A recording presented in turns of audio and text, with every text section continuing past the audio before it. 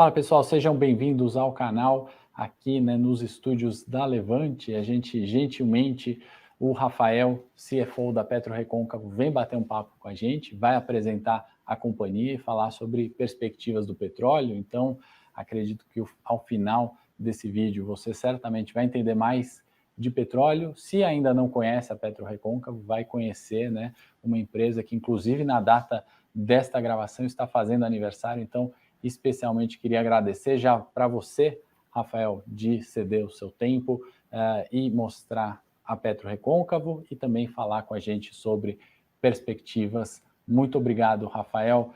Se você quiser se apresentar e aproveitar, né, falar o que faz um CFO de uma empresa listada em bolsa, também tivemos perguntas sobre isso. Obrigado mais uma vez. Boa tarde, Henrique. Um prazer estar aqui conversando com você e com os espectadores aí da Levante. Eu sou Rafael Cunha, sou o diretor financeiro da PetroRecôncavo. Eu já estou aqui há bastante tempo, na verdade. Estou desde 2003 na companhia, 18 anos aqui. A PetroRecôncavo é uma operadora independente de petróleo e gás, bem focada em atividades onshore, ou seja, em terra, e também bem focada na operação de campos maduros, ou seja, a nossa especialidade é pegar campos que já foram descobertos e que passaram por muitos anos aí de produção na mão de grandes operadores, que chega a determinado momento da vida dessas empresas que elas resolvem passar esse portfólio adiante para empresas de menor porte, empresas independentes, que vão dar uma revitalizada na produção. Eu sou economista de formação, trabalhei no início da minha carreira no fundo de private equity voltado para o setor de infraestrutura. Depois saí, fui fazer um MBA nos Estados Unidos e quando eu me formei eu já vim aqui para a PetroRecôncavo com um chapéu de executivo como diretor financeiro. Na época era uma empresa privada aqui, por volta de 2003, uma empresa privada com investidores aqui, um misto de alguns investidores estrangeiros, fundos de private equity, investidores locais, e tive o prazer de participar de todo esse crescimento da companhia no período. Como CFO de uma companhia aberta, agora eu acho que a diferença principal é que, além das atribuições normais de um diretor financeiro, de participar da parte de planejamento financeiro, eu acho que numa empresa de petróleo, boa parte da gestão da área financeira é apoiar o CEO da companhia, os diretores de operações na avaliação de projetos, de retorno de projetos, escolha de projetos mais atrativos para a companhia ao longo do tempo, fora da rotina normal aqui de contabilidade, tesouraria, contas a pagar, avaliação de oportunidades de investimentos, de aquisições, acaba gerenciando também alguns outros aspectos do negócio, como a parte de compras, contratações de serviços, RH, acaba vendo um pouquinho de tudo aqui. Aliás, então você está tendo bastante trabalho recentemente. Não sei se podemos começar por aí, ou se você quiser fazer a ordem inversa de fato, né? A PetroRecôncavo expandindo bastante, né? Inclusive, não sei se eu estou antecipando um pouco, mas é arrojado a gente imaginar a produção de vocês dobrando ali, né? A gente está vendo crescimento ali, né? Pelo menos os números, as demonstrações que a gente tem olhado, um crescimento muito forte, né? Então, imagino que nessas funções aí você está tendo bastante trabalho nesse sentido, nessa perspectiva aí de grande aumento, né? Não só no petróleo, como você bem falou, né? É importante a gente destacar também a parte de gás, né? Então, não sei, queria começar já por essa, não sei se eu estou antecipando algumas coisas que você vai falar na apresentação. Não, a gente vai tocar em alguns desses assuntos sim na apresentação, mas é uma excelente pergunta para a gente começar. A empresa está passando realmente por um ritmo de crescimento muito grande. Em dezembro agora, por exemplo, a gente fechou aqui, e aí esse crescimento a gente pode dividir, digamos assim, entre crescimento orgânico e inorgânico, né?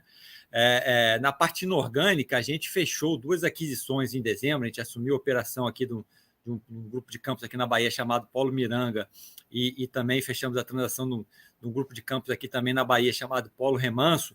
Então a empresa deu um salto de produção grande aí no final do ano passado. A gente já está com um patamar aí de 17, 18 mil barris de óleo equivalente por dia, e a perspectiva é de continuar crescendo sim. Na parte orgânica, digamos assim, todo ano aqui a gente passa por um processo de certificação independente da nossa reserva de petróleo, onde um auditor independente, um especialista nas ciências geológicas e engenharia de reservatório, ele estima qual seria a melhor projeção de produção da companhia para os próximos anos. Aí há uma série de classificações de reservas entre provadas, que tem um grau de certeza muito grande, prováveis também bastante altos e possíveis, que serve como se fosse um guia da gente, para a gente saber até onde a gente pode chegar. E a gente vai mostrar aí na apresentação que só as nossas reservas provadas mais as prováveis, a gente tem a possibilidade de dobrar essa produção aí desses 17 mil barris para algo como uns 35 mil barris aí em 3 a 4 anos.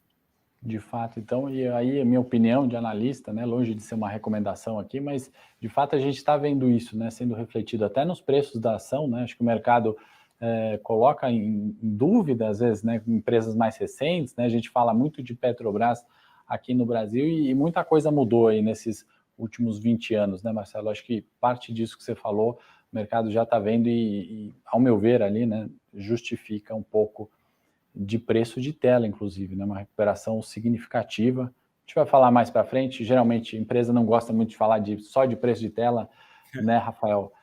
Tem essas questões, mas eu acho que ele justifica, assim, se a gente olhar essas perspectivas, como você bem explicou. Eu acho que você, como você mencionou bem, a gente teve a felicidade, acho que de ser uma das poucas empresas aí que fizeram a IPO no ano passado que tem tido uma performance de ação positiva aí que estão acima. A gente fez a nossa listagem aí com preço de tela aí a R$ 14,75 por ação e a gente está hoje aí perto de 20 mais ou menos os pregões mais recentes. Então a gente teve um crescimento bom, obviamente que a indústria toda de petróleo está passando por um vento de polpa que ajuda um pouco, o preço do petróleo subindo, mas eu acho que está sendo uma conjunção de fatores aí de um momento bom para a indústria, com um momento muito bom para a companhia, que está tendo um crescimento na parte do que ela gerencia mais, na produção, e como você mencionou, a gente vai poder falar mais na frente também, na parte de, além de crescer a produção, a gente tem conseguido fazer muitas melhorias aqui na parte de comercialização de gás, então estamos num momento aqui de um círculo virtuoso, digamos assim, que tem ajudado também ajudar a performance da ação, do preço de tela da ação. Sem dúvida, né? A perspectiva num cenário que foi difícil, né, para IPOs, né, Rafael? Muitos desistiram, alguns não performaram bem, né?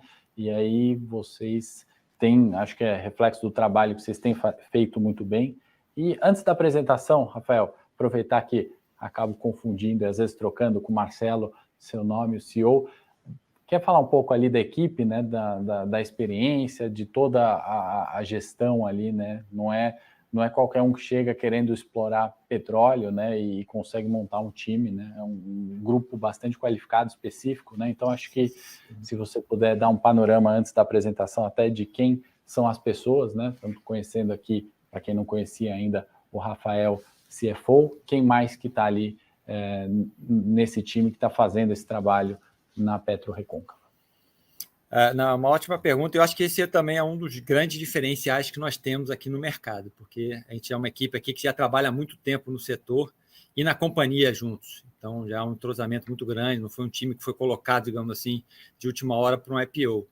Então, como eu falei, eu sou o diretor financeiro, eu comecei minha carreira no fundo de Private Equity, que é um dos investidores fundadores aqui da Petro Recôncavo, no Opportunity, e aí depois eu saí em 2001 para fazer um MBA nos Estados Unidos, e quando eu me formei desse MBA, o CFO daqui estava saindo, e eu voltei já assumindo esse chapéu de executivo, e estou aqui na linha de frente de execução desde 2003, então há 18 anos. Junto comigo, eu vou colocar primeiro aqui o nosso diretor de operações, é um americano chamado Troy Finney, que também acompanha a Petro Recôncavo desde a fundação também. Ele também é oriundo de um dos sócios fundadores, uma empresa americana chamada Petro Santander, que é uma operadora de petróleo e gás focada em operações onshore também, em Campos Maduros, tem operações nos Estados Unidos, na Colômbia e na Romênia, e ele acompanhou a Petro Recôncavo desde o nascimento, e em determinado momento ele voltou para os Estados Unidos para acompanhar as outras operações, e mais recentemente, com todas essas oportunidades de crescimento aqui da companhia, a partir do programa de desinvestimento da Petrobras, ele voltou para cá full time e está aqui conosco, acho que desde 2017, outra vez, com dedicação exclusiva, e ele, meu executivo, assim, com mais de 35 anos aí de experiência no setor de petróleo e gás, ele é engenheiro de petróleo, e que já gerenciou operações de campos maduros de petróleo em vários lugares do mundo, e está aqui com a gente de novo e muito experiente. O nosso CEO, Marcelo Magalhães, ele também já está aqui na empresa desde 2011, se eu não me engano, então, desculpa, 2009, se eu não me engano, então já está há muito tempo aqui na companhia também. ele tem um background de empresa de consultoria, ele morou muitos anos, ele por coincidência fez MBA até na mesma escola que eu, a Universidade da Virgínia em Darden, mas depois ele seguiu morando nos Estados Unidos por um tempo, trabalhando na IBM, na parte de Management Consulting, e voltou para o Brasil, então, com essa função de CEO, para ajudar a estruturar a companhia no momento que a gente estava enxergando que a companhia ia entrar numa rota de crescimento muito grande e precisávamos de um CEO full-time, que até então a gente não tinha um CEO full-time, a empresa era uma empresa de menor porte, e aí o Marcelo se juntou e já está aqui com o time também há bastante tempo. Excelente, né, Rafael? Bom saber quem está por trás, a experiência. Eu acho que vale agora a gente seguir com a apresentação de vocês. Vou compartilhar na tela o material que você trouxe. Inclusive, depois a gente vai disponibilizar para aqueles que assistiram o vídeo aqui nas redes, Telegram. Até no meu Instagram eu vou fazer alguns posts relacionados a Petro Recôncavo, tá? E aí eu vou, enfim, colocar na tela e justamente vão surgir também algumas nomenclaturas específicas. Rafael, desculpa se eu te interromper ao longo da apresentação, acho que alguns nomes, quando a gente olha petróleo e gás, né, que são recorrentes, talvez novidades, né, para aqueles investidores que chegaram há pouco tempo ou não têm tanta experiência assim, pode seguir, então, continua aí falando mais de Petro Recôncavo para a gente. Tá bom, fique à vontade aí para esclarecer qualquer dúvida. Bom, como eu mencionei, a Petro Recôncavo é uma das principais produtoras independentes de petróleo e gás aqui no Brasil. Nós somos bem focados aí na parte onshore, na parte terrestre. O Brasil tem uma produção terrestre aqui bastante concentrada na região nordeste do país e a parte offshore mais concentrada no sudeste, apesar de ter em vários pontos do país. A gente é bem focado na parte de EIP, de exploração e produção. A gente é uma empresa muito focada no P, no produção. A nossa visão primordial é de que assim, o play de exploração é uma coisa de alto risco e mais adequada para empresas de um porte bem maior, que tem como fazer essas apostas um pouco mais arrojadas. A gente procura focar numa fase de um risco um pouco menor para o operador, em que a nossa especialidade é chegar em campos que já foram descobertos, já foram desenvolvidos, já tem uma infraestrutura de escoamento de produção, mas que já estão numa fase de declínio na produção, porque deixaram de ser prioritários para uma empresa grande como a Petrobras, e a nossa especialidade é chegar com aquele olhar de dono de uma empresa próxima da operação e dar uma revitalizada e conseguir tirar bastante mais barris adicionais desses campos já descobertos, então com pouco risco exploratório. Alguns grandes números da companhia. A nossa produção em dezembro foi de aproximadamente 17 mil barris de óleo equivalente dia. A maior parte é petróleo, mas tem uma parcela também de gás, e a parcela de gás vem crescendo ao longo do tempo. Eu vou mostrar isso, a perspectiva de evolução disso. Todo ano, como eu mencionei mais cedo, a gente faz um processo de certificação de reservas por um auditor independente. É parecido com o processo de auditoria contábil, que às vezes a companhia prepara o seu balanço patrimonial, e depois vem uma Deloitte, uma PwC, KPMG, etc., e auditam. Na parte de reservas é a mesma coisa. A companhia faz seus estudos técnicos e manda para essas empresas especializadas, que depois validam e classificam essas reservas em categorias, normalmente entre provadas, prováveis e possíveis. Então, a gente normalmente reporta aqui o que se chama de 2P, que é provada mais provável.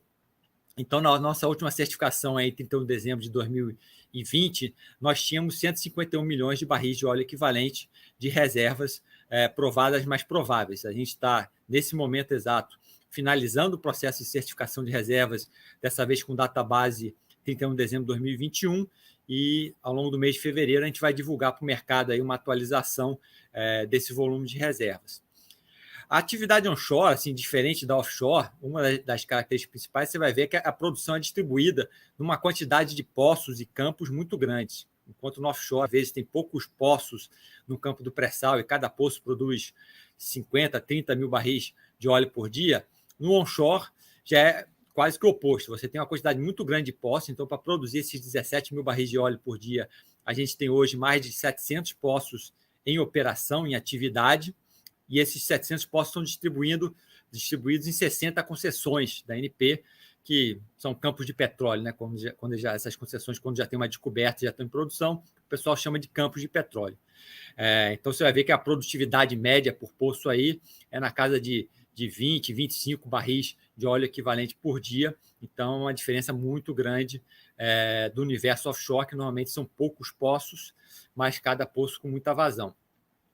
Bacana. Então, a principal diferença para a gente fixar aqui, onshore está no território, está em terra brasileira aqui, terreno. Offshore, podemos considerar ali plataformas marítimas. É isso, quando a gente se deparar, nomenclaturas onshore, offshore para petróleo, estamos falando disso, né, Rafael? Exato, exatamente. Perfeito. E PetroRecôncavo, só para reforçar, então, não está num segmento de exploração, opera campos maduros, são aqueles que já produzem. E aí, Rafael, deixa eu te fazer uma pergunta. Nesse sentido, você colocou, né, a visão do olhar de dono ali, né? Como que, o que exatamente, né, vocês conseguem ali, qual modelo que vocês imputam num campo que a Petrobras, por exemplo, decidiu vender para vocês? Como é que vocês conseguem, né, estender a vida útil daquele campo ou fazer aquele campo ainda ser rentável e trazer um diferencial ali competitivo nisso, né? Por que a Petrobras mesmo não faz isso?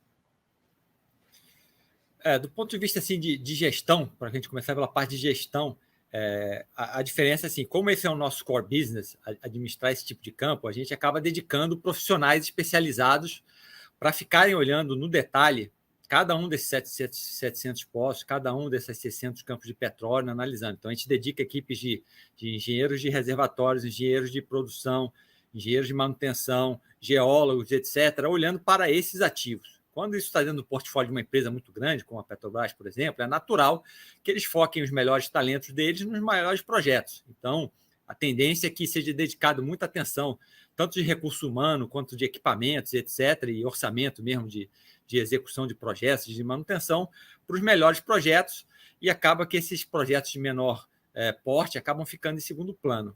Então, esse é um principal. Ao longo do tempo da apresentação aqui, eu vou mostrar um pouco mais da parte técnica, como a gente faz para revitalizar essa produção, e você vai ver que é uma técnica, assim, é um perfil muito de detalhe na execução, um pouco de cuidado, e não é muito aquela coisa assim de uma bala de prata, de eu fazer um grande poço, esse poço deu muito certo, e aí tá tudo bem, e por outro lado, se der errado, tá tudo ruim. É uma coisa de um portfólio muito mais amplo, assim, são muitos poços, se tem 700 poços ativos, dentro desses campos tem mais de 3 mil poços perfurados já, muitos deles estão parados por algum motivo, então sempre tem oportunidades aí de você utilizar esses poços que estão fora de operação para diferentes fins aí, para você conseguir revitalizar a produção. Excelente. Só complementando então, aqui. Não, só ia complementar aqui, assim, acho que um outro diferencial grande que a gente tem aqui é de ser uma empresa que já está operando no Brasil há 21 anos, pouquíssimas empresas de petróleo têm tanto tempo de operação aqui no país, além da Petrobras, e nós temos um quadro aqui já na nossa empresa de mais de 800 funcionários. Depois eu vou explicar também que a gente tem uma estratégia aqui de verticalização, onde a gente opera boa parte dos nossos equipamentos, principalmente de sondas, mas uma série de outros equipamentos que são necessários para a gente poder extrair esse petróleo do subsolo, e que em outros lugares do mundo, em muitos lugares, às vezes essas atividades são terceirizadas, mas a gente primariza. Outra coisa que é interessante desse negócio de campos maduros que a gente gosta é que são ativos que já têm uma geração de caixa grande, né? Porque já são ativos em produção, que já a boa parte do investimento assim, de construção de linhas de escoamento, de tancagem, etc., já foi feito. Então, por exemplo, nos 9 meses de 2021, nós geramos assim uma receita líquida de 755 milhões de reais e um EBITDA de quase 400 milhões de reais. Então, assim, é um negócio gerador de caixa. E é uma das coisas que reduz o risco aqui para a gente, porque quando a empresa está numa fase de exploração, por exemplo, não tem nenhuma receita, não tem nenhuma produção e está gastando dinheiro tentando fazer descobertas. Não, isso aqui é um negócio que já gera muito caixa e permite que a gente vá desenvolvendo os nossos investimentos, mas a partir de uma base sólida, que tem uma geração de caixa robusto, com uma margem boa aqui, 53% de margem EBITDA aqui no período. Nós fizemos o nosso IPO em maio de 2021 e captamos aí aproximadamente 1,2 bilhões de reais no processo.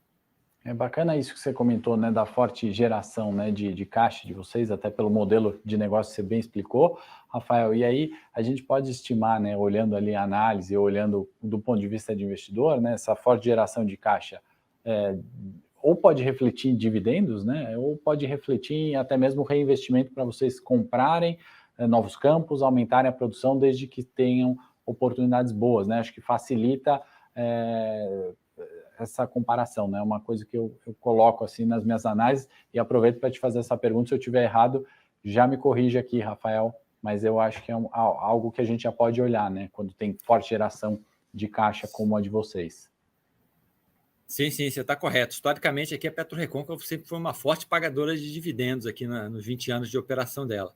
A gente agora, nos últimos 2 anos, está passando por um momento meio que único, né, que a Petrobras está desinvestindo uma série de ativos, então está surgindo uma série de oportunidades de aquisição. Então, no histórico mais recente, a gente tem dedicado a geração de caixa para financiar esse crescimento. Mas, uma vez esse período passando, eu acho que a gente tem tudo para voltar a ser um forte pagador de dividendos. E, sim, certamente seremos um pagador de dividendos também, já que a empresa tem gerado lucro e gera lucro de qualquer forma. Perfeito. Então vamos seguir aí com a apresentação. Desculpa interromper. Nada que isso.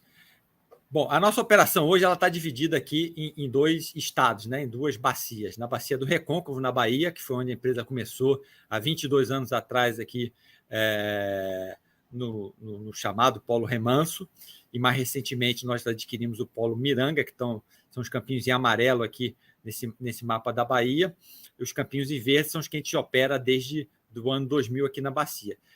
De novo, um dos detalhes, assim, uma bacia madura, como é a bacia do Recôncavo, significa que ela já foi bastante explorada, vários campos já foram descobertos, já tem toda uma malha de escoamento, então tem essas linhas vermelhas e verdes aí, por exemplo, que são gasodutos e oleodutos, e aqui na Bahia, especificamente, existe uma refinaria, né, a Relan, que foi recentemente vendida para uma empresa do grupo Mubadala, que acaba sendo a compradora natural do petróleo dessa região.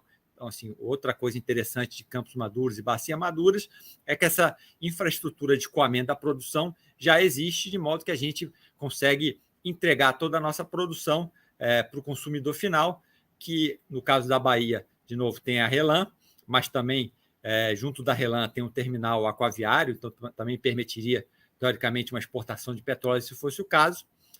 E no Rio Grande do Norte foi uma aquisição que nós fizemos em 2019 do polo chamado Riacho da Forquilha. É um conjunto de 33 campos aí na região, você vê que é bem espalhado aí. A cidade mais próxima é uma cidade chamada Mossoró, que é uma capital do petróleo ali da região, e a nossa atividade nessa bacia, mas na região sudoeste, digamos assim, da bacia, mas também é uma bacia madura que tem toda a sua malha de escoamento da produção de petróleo e gás, que no caso lá do Rio Grande do Norte vão em direção à região de Guamaré, onde tem tanto uma pequena refinaria chamada Clara Camarão, quanto um terminal portuário de exportação de petróleo. E tem também uma UPGN, uma planta de gás também que processa o gás natural. Perfeito. Bom, você está falando aqui um pouco do setor, né? Então, assim, dentro da cadeia de petróleo, normalmente o pessoal divide em 3 grandes grupos, né? A parte de E&P, de exploração e produção, que o pessoal chama às vezes de upstream, que é onde a gente está primordialmente focado, e dentro do E&P, como eu falei, a gente é mais focado no P de produção do que na exploração. Tem algumas outras empresas que são focadas bem na parte de exploração, tem algumas outras que fazem as 2 coisas.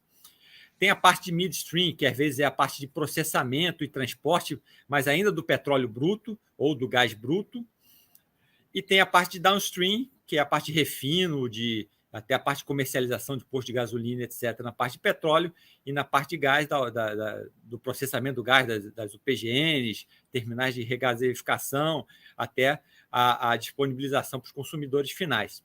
Então, eu acho que o foco da PetroRecôncavo no momento é bastante na parte de E&P de produção, com algumas entradas na parte de midstream, que são muitas vezes o que viabiliza da gente fazer o nosso produto chegar da forma mais eficiente até os consumidores finais, que acabam sendo hoje, a gente vende o petróleo bruto basicamente para refinarias, E o gás, a gente vai falar um pouco mais para frente, mas a gente tem vendido o nosso gás agora mais recentemente para distribuidores estaduais de gás, que, por sua vez, depois vendem para consumidores finais nos seus estados.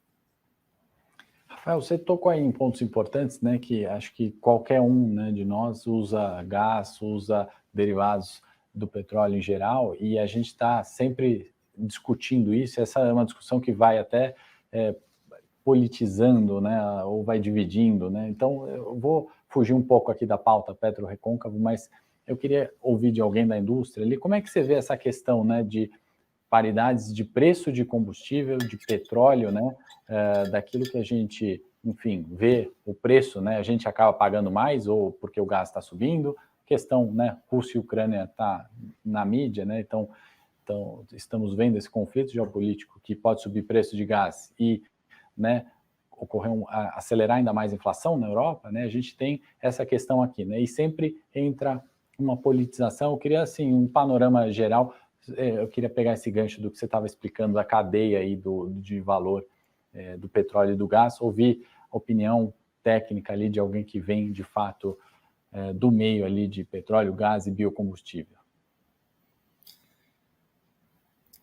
Bom, o que eu posso falar, começando aqui primeiro pela parte do petróleo, né? Petróleo eu acho que é a commodity mais líquida no mercado global do mundo, né? Então, assim, é um mercado que cujo preço é ditado por uma gama muito grande de produtores e compradores do outro lado. Então, assim, é muito difícil qualquer entidade por si só controlar muito fortemente o preço do petróleo. E ele acaba reagindo de uma forma até bastante clássica, eu sou economista de formação, às forças de oferta e demanda.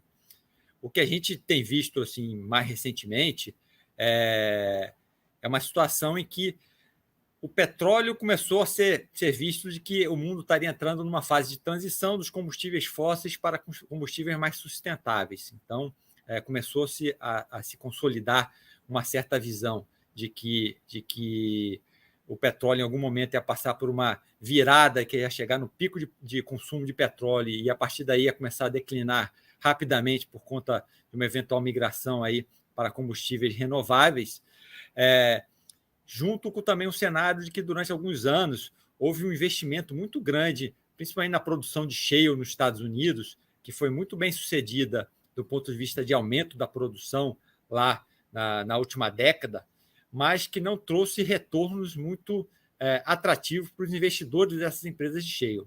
Então, essa combinação assim, de um passado recente de baixo retorno de investimentos de quem investiu no setor de petróleo, com uma perspectiva de longo prazo preocupante da demanda de petróleo, levou a um subinvestimento muito grande na indústria aí nos últimos 5 anos, e mais fortemente ainda, principalmente depois de 2020, com a onda da Covid e etc. Então, começamos a vivenciar uma queda expressiva na oferta de petróleo e a demanda ainda continua crescendo. Ela teve uma queda grande aí com a Covid, mas já está hoje praticamente em patamares quase iguais ao pré-Covid e com tendências de crescimento. Então, a gente tem visto muito recentemente aqui, bem acompanhado isso, dados de estoque de petróleo no mundo, eles vêm caindo muito fortemente nos últimos meses. Eles estão em níveis mais baixos do que jamais estiveram aí nos últimos 5 a 10 anos. Então, isso tem gerado uma perspectiva de falta de petróleo para atender o tamanho da demanda, o que tem puxado o preço do petróleo para cima, o que ainda não se traduziu numa retomada muito grande de investimentos no setor. Então, assim, eu acho que é bastante difícil de ser controlado, é uma força muito forte, é uma força global, como eu estou falando. Eu acho que, numa situação como essa, assim como durante a Covid, quando houve uma queda muito brusca de demanda, o petróleo teve que cair para preços muito baixos, de modo a forçar os produtores a pararem produção, porque começou a ter excesso de produção. Agora a gente está numa situação quase que o contrário. O petróleo está precisando subir o suficiente para causar uma redução de demanda para o mercado se balancear novamente. Então, acho que podem ter algumas alternativas aí paliativas de tentar, de alguma forma, amenizar para alguns grupos específicos, talvez, né? sei lá, parte de diesel, algum consumo assim que é muito essencial para a economia como um todo, mas é muito difícil você segurar uma força dessa magnitude. Perfeita a explicação, Rafael. Inclusive, no dia da gravação, né, desse vídeo, a gente está próximo ali de uma reunião da OPEP, né, Rafael? Quanto a aumento ali, né, vai se discutir sobre o aumento ali de produção de barris dia, né? Então, reforça, acho que essa reunião, né, reforça esse comentário que você fez sobre essa demanda que está crescendo, e é a minha opinião, né, a gente também está saindo de um processo de pandemia, como você bem comentou, né, quedas ali, né, de produtividade, de consumo, né, e isso tende a melhorar, né? Acho que a gente está num cenário de retomada, né? Então, acho que tudo isso tem alimentado aí enfim, a demanda da commodity, né? E aí a gente vê preço subindo, né? Petróleo, WTI, Brent nas máximas, e a gente observando aí esse fluxo justificando a demanda, que eu acho que o Rafael comentou muito bem. Quer seguir na apresentação, então, Rafael? A gente é um tema tão amplo e interessante que a gente sempre vai perguntando mais coisas aí. Vamos retomar a apresentação. Legal. Só assim, passando uma visão aqui de novo, assim, como é que é o ciclo de vida assim, de um campo de petróleo? Então, normalmente tem uma fase inicial exploratória. Então, normalmente aqui no Brasil, como é que é? A Agência Nacional de Petróleo, ela que representante da União, ela faz leilão de áreas de exploração, onde as empresas privadas podem comprar o direito de prospectar petróleo numa área que não tem uma descoberta. Então, normalmente, isso acaba tendo um prazo aí de 3 a 5 anos, depois que a empresa compra esse bloco exploratório, que ela, às vezes, faz estudos sísmicos, outros estudos geológicos, até o ponto que ela chega e perfura algum poço pioneiro, que, quando tem uma descoberta, normalmente ela é seguida de alguns estudos adicionais, um estudo de viabilidade econômica, até que se declara comercialidade, que nada mais é do que dizer, pô, não, descobri petróleo aqui, acho que tem um volume suficiente aqui para justificar todos os investimentos que eu vou ter que fazer daqui para fazer essa produção, para escoar essa produção até o mercado. E depois de passar toda essa fase de descoberta e declaração de comercialidade, você começa a se planejar para entrar na fase de produção. E aí, normalmente, você tem marcando aqui o início da produção, por exemplo, que é quando você perfurou o primeiro poço e botou ele para produzir, mas normalmente nesses campos você acaba tendo que perfurar uma série de poços. A gente tem campos aqui que tem mais de 200 poços em um único campo de petróleo, então, a depender do tamanho da acumulação, são necessários muitos campos, e aí muitos poços, leva tempo para você perfurar isso tudo. Então, é natural que você tenha uma fase inicial que a produção vai subindo à medida que você vai perfurando novos poços, mas chega a determinado momento da vida desse campo que você já perfurou a quantidade de poços suficiente, e aí, como as reservas lá no reservatório são finitas, a produção começa a declinar. Então, a gente vê essa linha amarela aqui, chega um determinado momento que a produção começa a declinar. Normalmente é porque dentro do reservatório, no momento inicial, tem uma pressão muito grande, o petróleo e gás acumulados lá tem uma pressão muito grande, que muitas vezes aí traz até aquela cena de filme antigo, que o pessoal perfura o poço e começa a jorrar petróleo, porque a pressão no reservatório é muito forte, mas ao longo do tempo que você vai produzindo, essa pressão vai diminuindo e isso vai contribuindo para ter esse declínio na produtividade. Se você não fizer nada, tenderia a seguir essa linha amarela aqui nesse gráfico. O que nós fazemos boa parte do tempo é o que está mais destacado como essa curva verde aqui. Ou seja, chegar um operador que vai estudar o ativo, vai identificar algumas formas de você revitalizar essa produção e adicionar reservas adicionais, que são essa área verde aqui, por exemplo, a partir de uma série de técnicas que eu vou explicar um pouco mais para frente, mas permite estender normalmente a vida útil do campo e produzir bem mais petróleo do que se você ficasse só nessa fase amarela aqui.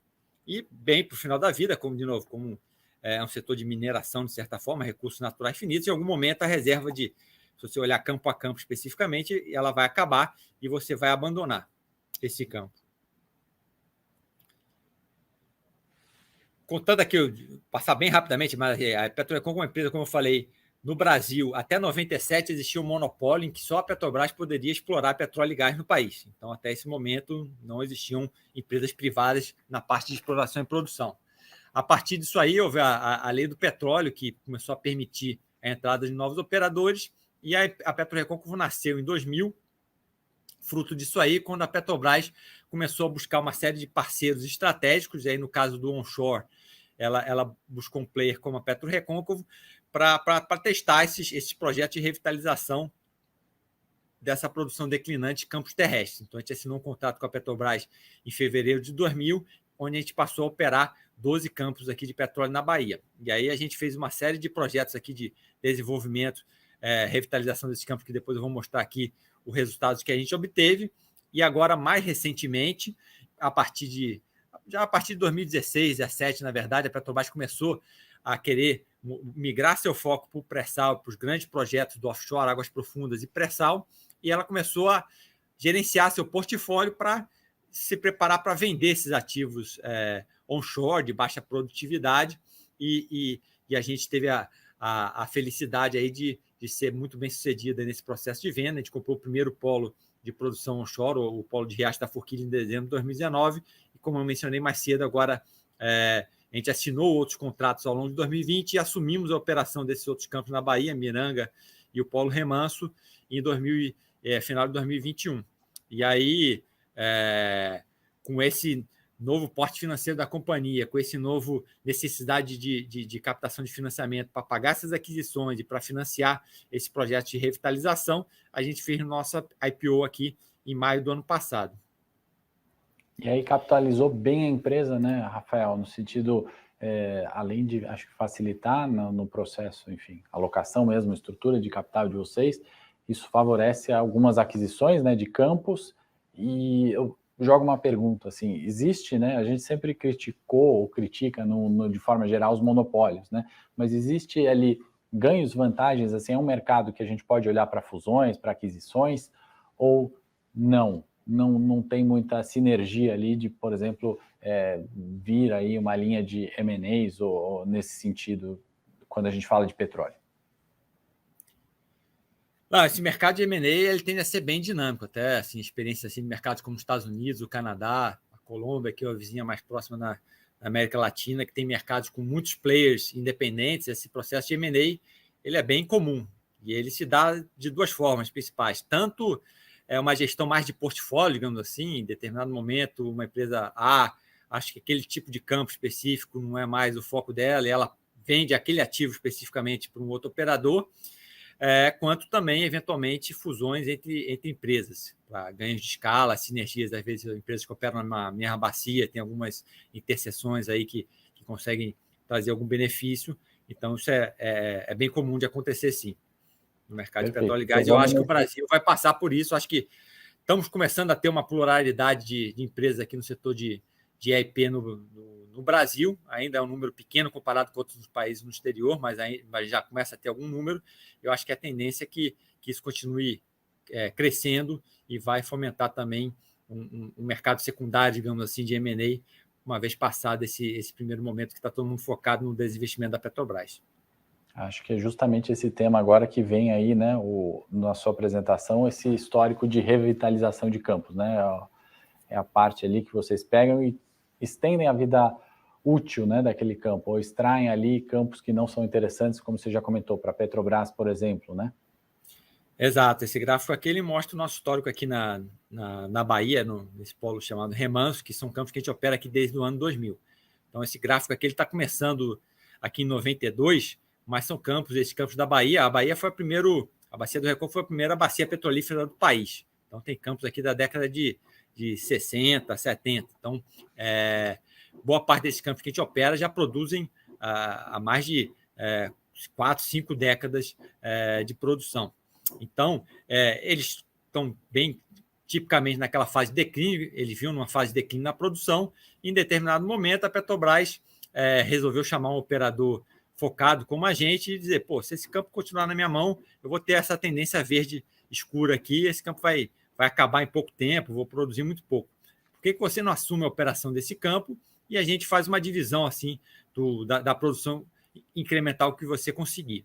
Então, foi desenhado um contrato aí que tinha esse critério meritocrático, digamos assim, que a gente é remunerado basicamente com o incremento da produção que a gente conseguia, e a gente foi muito bem sucedido. Você vê que os campos vinham num declínio acentuado, e do momento que a gente assumiu a operação, em mais ou menos 2 anos, a gente dobrou a produção desses campos de algo como 3 mil barris por dia para 6 mil barris de óleo equivalente por dia.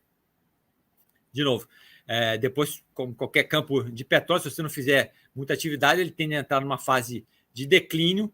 Então, essa primeira etapa a gente chama aqui de low-hanging fruits, né? Normalmente, esses ativos, quando estão na mão de uma empresa muito grande, como a Petrobras, mas acontece a mesma coisa em outros lugares do mundo, uma empresa muito grande que não está focada nesses campos que são muito pequenos para essa empresa major como a Petrobras, elas acabam ficando pouco cuidadas. Então, tem uma série de oportunidades, basicamente, de reparar coisa que está quebrada, reativar coisa que ficou parada há muito tempo, fazer uma dedicação assim, de engenharia, de identificação e eliminação de gargalos. Então, é uma fase que a gente consegue um aumento de produção muito rápido, com um nível de investimento relativamente baixo.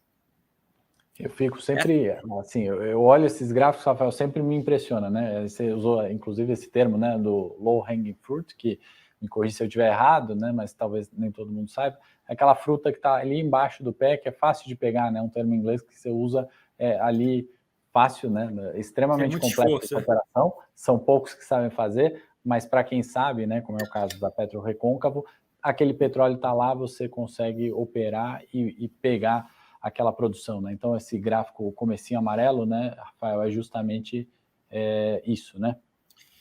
E do ponto de vista financeiro, isso aqui é excelente, porque, assim, de novo, como são ativos que geram fluxo de caixa, você pode perceber que esse aumento da produção rápido permite que a empresa tenha uma geração de caixa muito rápida também e que os acionistas precisem botar pouco dinheiro para desenvolver o negócio. Uhum. O retorno daqui ali frente ao risco, né? Exato. É muito, muito bom. Perfeito. Exato. Aí, sim, mais para frente, aí eu diria que esse período aqui de 2004 até 2020 já é um período um pouco diferente, em que a gente despendeu muito esforço técnico aqui de geologia, engenharia de petróleo, entender os campos muito bem, testar uma série de coisas nesses campos, para, normalmente, é uma combinação de duas coisas. Como eu falei, à medida que você vai produzindo o reservatório de petróleo, você vai depletando ele, vai reduzindo a pressão dele. Então, você tem que fazer algumas atividades para repressurizar esse reservatório. Normalmente, isso é feito através de injeção de água nesses campos. Então, se eu tinha... Vou passar aqui para o próximo slide aqui, que mostra como isso funciona, para explicar, mas é basicamente assim, no primeiro momento eu só tenho poço produzindo. Mais para frente, eu já tenho alguns poços produtores nessa animaçãozinha aqui, são os poços que não tem esse cavalinho mecânico, de onde está saindo um fluidozinho azul. Eu injeto água nesses poços, uma água que é captada de outros poços em horizontes diferentes. Então, se esse reservatório que contém o petróleo, por exemplo, aqui está a 1.200 metros, eu consigo identificar, às vezes, aqui um reservatório que tem água, e aí, esclarecendo, já não é água potável, é água salobra também. Mas eu identifico um reservatório, por exemplo, a 500 metros, eu tenho um poço que capta água desses 500 metros e eu passo a injetar nesse reservatório que tem petróleo a 1.200 metros de profundidade mais água do que o que eu estou produzindo de água e óleo todo dia nesse campo. Então, à medida que eu vou injetando mais do que eu estou produzindo, eu vou repressurizando esse reservatório. E aí, normalmente, isso é feito até o momento que eu chegue de volta praticamente na pressão original desse reservatório, e aí eu suavizo esse problema do reservatório estar depletado. Então, esse gráfico aqui à esquerda, aí, por exemplo, mostrando aqui o cenário aqui, embaixo da animação. Em 2000, nesse campo aqui que a gente está usando como exemplo de Mata de São João, o nome de um campo aqui na Bahia, a gente tinha, em determinado reservatório aqui, 6 poços produtores e um injetor, e a pressão do reservatório estava em 290 psi, já estava bem depletada. Ao longo do tempo, a gente perfurou novos poços, então, de 7 poços que nós tínhamos, a gente passou a ter 20, 9 produtores e 11 injetores. Você vê que a proporção entre produtores e injetores já se alterou significativamente, já passou a ter mais injetor do que produtor, e a pressão do reservatório subiu de volta para um patamar aí de 1.200, 1.300 psi, e você vê aqui no gráfico à esquerda como isso se traduziu na produção de petróleo. Esse reservatório produzia aí algo como 111 barris de óleo por dia. Através desse processo, ele chegou a um pico de produção aqui por volta de 2015 em 1.700 barris por dia, e hoje, 20 anos depois, 22 anos depois, ele ainda produz algo como 450 barris, ou seja, muito mais, 4 vezes mais do que produzia em 2000, quando a gente assumiu. Então, essa é uma das técnicas que a gente mais utiliza para revitalização de petróleo. E aí, além dessa questão da repressurização do reservatório, tem toda uma técnica aí que os engenheiros e os geólogos aqui estudam, qual é a melhor distribuição entre poços injetores e poços produtores, de modo que você faça uma distribuição de uma forma melhor possível, para que basicamente a água que você injeta no injetor empurre o petróleo em direção aos produtores. Ficou extremamente claro, né, Rafael? Acho que aí é o ponto-chave, né? Seria o clímax aqui da apresentação, é como, né, a PetroRecôncavo exatamente cria vantagem, né? O que ela consegue pegar aquele campo ali que não é uma, como você colocou, né, não está no portfólio, não está na preferência de uma empresa grande, e através desse processo, né, que obviamente é muito mais complexo, mas você foi extremamente didático ali no como aumentar essa produtividade, né? Acho que é o modelo ali, explica muito sobre PetroRecôncavo. Imagino que na continuação aí da apresentação a gente vai falar de números, né? Um cenário que é positivo, a gente vê aí, né, aquisição de campos, crescimento de reservas e esse cenário que a gente falou, né, de petróleo muito positivo. Eu não sei se vale a gente falar já da parte ESG, um pouco mais para frente também, Rafael, eu queria comentar, né, que não é apenas petróleo, né? Eu queria dar ênfase, talvez, no mercado de gás, que vocês estão ali presentes, né? E como que se deve essa questão aí ESG tão em pauta, né? E no mundo que a gente está vendo, né? A grande preocupação do petróleo, né? Que o investidor tem que se preocupar para agora e como é que vocês estão se posicionando numa possível aí, ou como vocês estão vendo essa troca energética, que ao meu ver também não é tão simples assim, né? A gente está ainda um prazo muito longo, né, para a gente conseguir de fato substituir petróleo ali a nível global, né? Uma série de volume que, ao meu ver, ainda está muito longe. Queria aí sua consideração e vamos falar de gás, que eu acho que é um ponto importante de PetroRecôncavo também. Ótima pergunta. O gás acaba sendo, ele é visto, né, como se fosse energia de transição, né, dessa fase de transição energética. Então, sim, eu acho que tanto do ponto de vista de negócio tem surgido uma série de oportunidades, quanto também do ponto de vista de ESG, é uma frente de negócio bastante interessante, a empresa migrando cada vez mais para a parte de gás natural. A gente, até pouco tempo atrás, até 2019, talvez o gás representasse 5% da nossa produção e do nosso faturamento. A gente já está caminhando para esse ano isso ser algo como 25%, mais ou menos, e a perspectiva é que, em breve, isso já vai passar de 35%. Então, a gente tem trabalhado para crescer a participação do gás no nosso portfólio.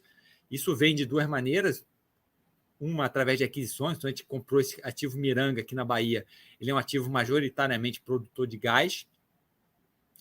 Mas também o que a gente tem visto, assim, se a Petrobras já não tinha tanto interesse nesses campos maduros na produção de petróleo onshore, na parte de gás, então, as oportunidades são ainda maiores, porque a Petrobras, o sistema de gás acaba sendo um sistema integrado, né, que a Petrobras sempre dominou até agora domina, mas até o ano passado quase que de forma exclusiva, onde ela tem várias fontes de gás, ela tem os campos no offshore, no Campos, no pré-sal, tem o gasoduto da Bolívia, ela tem terminais de liquefação que ela traz do exterior, tem os campos terrestres. Então, ela tem, de um lado, várias fontes de gás e, de outro lado, várias fontes várias fontes de suprimento de gás e tem os consumidores. Então, não adianta ela produzir mais do que o que tem para comercializar. Então, o que a gente vê é que ela nunca operou esses campos terrestres visando a maximização da produção de gás, porque ela tem inúmeras fontes de suprimento de gás. E aí, aqui, para falar um exemplo aqui do Nordeste, por exemplo, tem um campo muito grande de gás aqui no offshore chamado Manati, que foi uma descoberta um pouco mais recente, mas que agora já está caminhando para o fim da vida útil dele, que é um grande supridor de gás. Então, para a Petrobras, do ponto de vista de gerenciamento, às vezes é muito mais fácil gerenciar o suprimento do mercado através de alguns poucos poços de gás de alta vazão do offshore, do que ficar tentando otimizar a produção de centenas de campos onshore. Então, a gente tem enxergado uma série de oportunidades aí nesses campos que a gente tem comprado, de encontrar uma série de zonas desses reservatórios que têm acumulações de gás interessantes que nunca foram plenamente desenvolvidas. E o mercado brasileiro está passando por uma abertura muito grande, né? Então, tem o termo que o pessoal usa, que é o novo mercado de gás, que basicamente é tentar criar um mercado parecido com o que já existe na parte de energia elétrica. Né? Na parte de energia elétrica, existem as geradoras, as empresas que produzem o elétron, digamos assim, existem as transmissoras, existem as distribuidoras e existem os consumidores. E cada um tem o seu papel, cada um tem a sua regulação. E hoje em dia, no mercado de energia, já é possível, por exemplo, a gente faz isso, nós somos um grande consumidor de energia, a gente compra energia direto do gerador, eu não sou obrigado a comprar do distribuidor. E aí se paga algumas tarifas no meio do caminho para o transmissor e para o distribuidor, para usar a rede deles. E o mercado de gás está caminhando exatamente nessa mesma direção. Até o ano passado, a Petrobras dominava todos esses elos dessa cadeia, então a gente era obrigado, digamos assim, a vender o nosso gás na saída do campo para a Petrobras, e a Petrobras transportava, processava e ela que vendia para o consumidor final.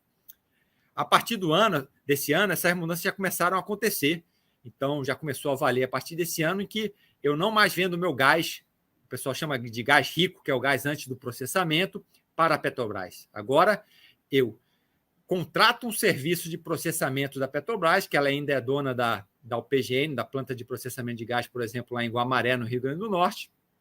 Eu pago para ela uma tarifa de uso do pipeline, aí, dos dutos dela até chegar na planta de gás, e pago uma tarifa de processamento como um serviço, e na saída do processamento ela me devolve o meu gás já processado e todos os produtos líquidos que saem desse processamento, que no caso lá de Guamaré, por exemplo, sai o gás de cozinha, o GLP, e sai uma fração líquida que o pessoal chama de condensado, e aí a gente... nós estamos migrando num contrato de que eu vendia um gás rico a preços baixos, por exemplo, aqui no exemplo, aqui, mais ou menos cerca de $2 por milhão de BTU, e estou migrando para um modelo que eu consigo vender o meu gás processado, o gás seco processado, para os distribuidores estaduais de gás, que vão, por sua vez, vender para os consumidores industriais. Eu recebo também o GLP, que eu vendo para distribuidores de gás de cozinha, e eu recebo meu condensado, que eu vendo para consumidores industriais que usam o condensado em seus processos. Então, isso permite que a gente tenha um valor de realização desse gás, por exemplo, um salto de algo como $2 por milhão de BTU para algo como $6,5 por milhão de BTU. Que ainda não é o valor cheio, não é o preço cheio de quanto o gás chega para o consumidor final. Ainda o mercado de gás ainda está passando por esse processo de desregulamentação, e a gente ainda está numa fase intermediária, digamos assim, onde eu vendo para os distribuidores estaduais. Eu acho que vai chegar a determinado momento que eu vou poder vender o meu gás diretamente para grandes consumidores industriais, de novo, e eles vão ser pagos tarifas ao longo do caminho aí para as empresas de transporte. Mas essa grande mudança que está acontecendo aqui no setor é algo que já aconteceu, principalmente o Troy, que viveu nos Estados Unidos muitos anos, isso aí essa indústria de gás lá já passou por essa de regulamentação e abertura muitos anos atrás, e isso tem gerado uma série de oportunidades para uma empresa como a nossa, e a gente tem sido muito pioneiro nisso aí.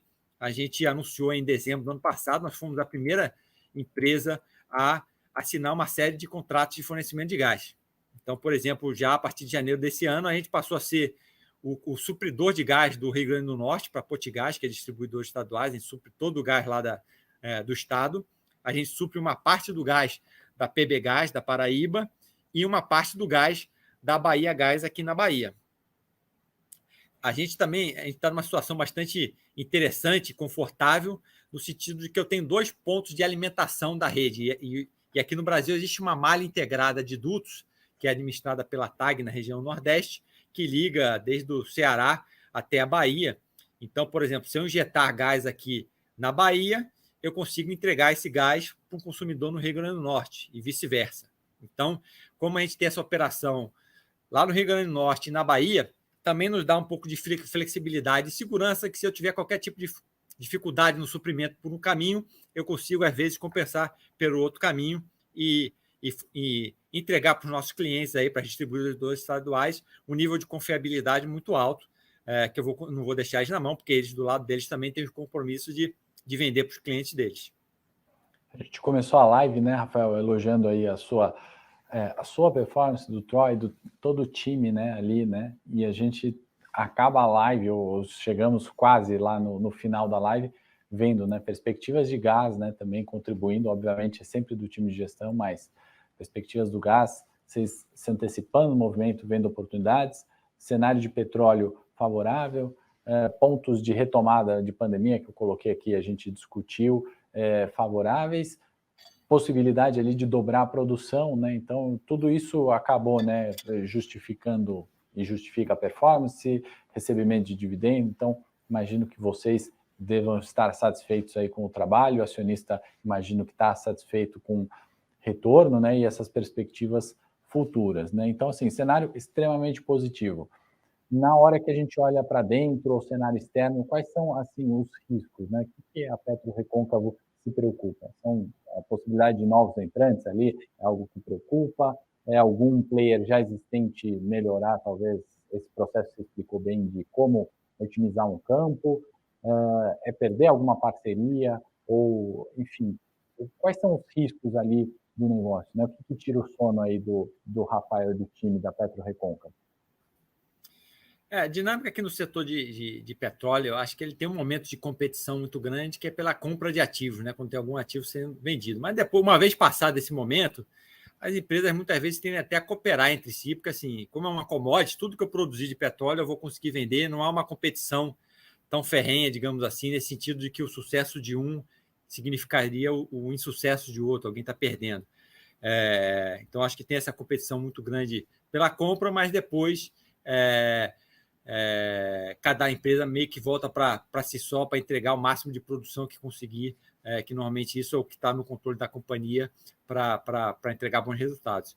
No nossos grandes desafios no momento são a gente assumiu uma série de operações de ativos aqui que estavam na mão da Petrobras, então a gente está investindo, acelerando muito o ritmo de investimento nesses ativos. Então, a gente tem mobilizado uma quantidade de equipamentos e pessoas, colaboradores novos, bastante grande. A empresa, 3 anos atrás, tinha 250 funcionários. Esse ano, a gente já está caminhando para ter mais de 1.200 funcionários próprios. A gente tinha 3 sondas trabalhando, a gente está caminhando para ter algo como 11 sondas trabalhando esse ano.